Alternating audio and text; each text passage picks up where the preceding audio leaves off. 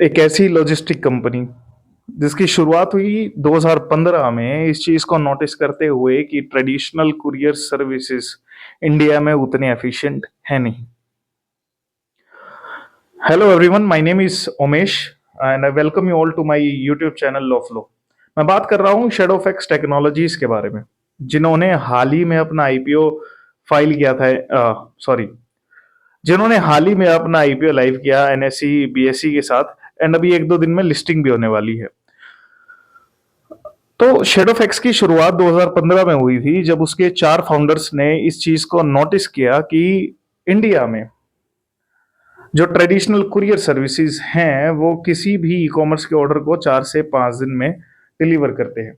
उन्होंने e commerce में आने वाले टाइम में काफी पोटेंशियल देखा, जिससे उन्हें एक बिजनेस डेवलप करने का इसमें आइडिया आया।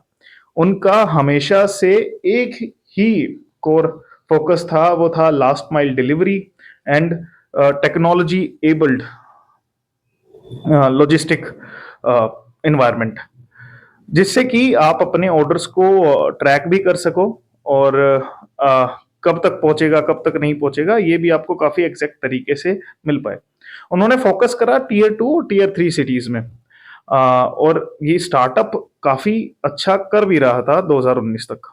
लेकिन 2019 में as we all know COVID आ गया, जिसके कारण उनके ऑपरेशंस पे एक बहुत बड़ा हिट लगा। इवन ई कॉमर्स इंडस्ट्री काफी इवॉल्व हो रही थी रैपिडली, जिसके कारण और प्लेयर्स ने भी एंट्री ली, और जो स्टार्टअप 2015 में अपनी अर्ली स्टेजेस में थे वो भी इस वक्त तक काफी बड़े हो चुके थे, जिसके कारण इस लॉजिस्टिक इंडस्ट्री में मार्जिन्स काफी लो हो गए। मार्जिन्स लो मींस आपका प्रॉफिट लो। हालांकि ये कंपनी एसेट लाइट मॉडल पे काम करती थी, जहां पे इसने कोई भी फिजिकल एसेट ओन नहीं करा था, और ये टेक्नोलॉजी और अपने गिग वर्कर्स के थ्रू ही ऑपरेट करती थी। बट मार्जिन स्लो हुए, और इसके साथ साथ एक और बड़ा झटका लगा। जो बड़े ई कॉमर्स जाइंट्स थे, उन्होंने अपने लॉजिस्टिक्स सेगमेंट्स को इंट्रोड्यूस करा। फ्लिपकार्ट ने ई कार्ट को और अमेजोन ने अमेजोन ट्रांसपोर्टेशन को, जिसके कारण इनकी डिपेंडेंसी जो उन बड़े प्लेयर्स पे थी, उसके कारण इनके फ्यूचर पे काफी बड़ा थ्रेट आया। But how Shadowfax survived? Shadowfax ने स्मॉल रिटेलर्स की तरफ अपना रुख किया और उन्हें यह अश्योरेंस दिया कि आप अपने बिजनेस की तरफ ध्यान दें, बाकी डिलीवरी हम देख लेंगे। सेकंड थिंग, उन्होंने इस चीज पे ध्यान दिया कि वॉल्यूम्स हाई किए जाएं, जिससे अगर लो मार्जिन्स भी हों तो वो इस मार्केट में सरवाइव कर सके। थर्ड चीज थी कि डाइवर्सिफिकेशन किया। पहले वो फ्लिपकार्ट और अमेजोन को ही ट्राई कर रहे थे, उसके बाद उन्होंने मिंत्रा, आजियो, मीशो, हाइपर लोकल और क्विक कॉमर्स के ब्रांड्स को भी अपने साथ जोड़ना शुरू किया। उसके अलावा ग्रोसरीज और आपके मेडिसिन में भी उन्होंने एंट्री ली, जिसके कारण बहुत ज्यादा डाइवर्सिफिकेशन हुआ और उनकी ओवर डिपेंडेंसी उन बड़े ई कॉमर्स जाइंट्स पर घट गई।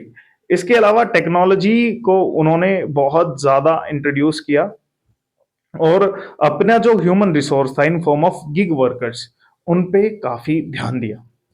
उनको इंश्योरेंसेस दिए गए, उनको स्किल डेवलपमेंट के प्रोग्राम्स में एनरोल कराया गया, जिसके कारण वो 20% से ज्यादा अर्न करते थे किसी भी और प्लेटफॉर्म पर, जिसके कारण गिग वर्कर का रिटेंशन थोड़ा सा बढ़ा। उसके अलावा उन्होंने एक फिनटेक कंपनी के साथ कोलैबोरेट किया, और उनके जो गिग वर्कर्स थे उनको लोन मिल सके इमरजेंसी के लिए, और वो अपने आप को ट्रेस, अपनी इनकम्स को भी ट्रेस कर सके, जिसके कारण ओवरऑल गिग वर्कर्स में सेटिस्फेक्शन काफी हाई हो गया।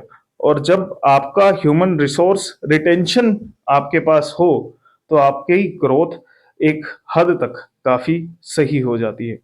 शैडोफैक्स ने इसी तरीके से अपनी सिंपल स्ट्रेटजीज के साथ उस चैलेंजेस को भी फेस किया, और अपना स्टिल वो टीयर 2 एंड टीयर 3 सिटीज के रिटेलर्स और कस्टमर्स को फोकस बनाए रखा, जो कि उनका स्टार्टिंग से था।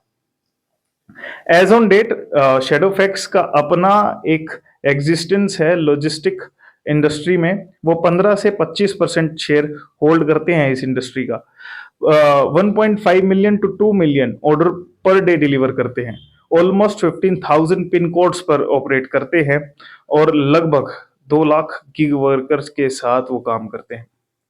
ये company still asset light model पे ही काम करती है, जिसका मतलब है कि ना कोई वेयर हाउस, ना कोई फिजिकल एसेट, ना कोई व्हीकल और anything, just there part time gig workers जिनको डेली बेसिस पे ही, मतलब ऑर्डर बेसिस पे पेमेंट मिल जाता है। I hope you like this story of Shadowfax, and इसको अपने दोस्तों के साथ प्लीज शेयर कीजिएगा। I hope you like it. Thank you.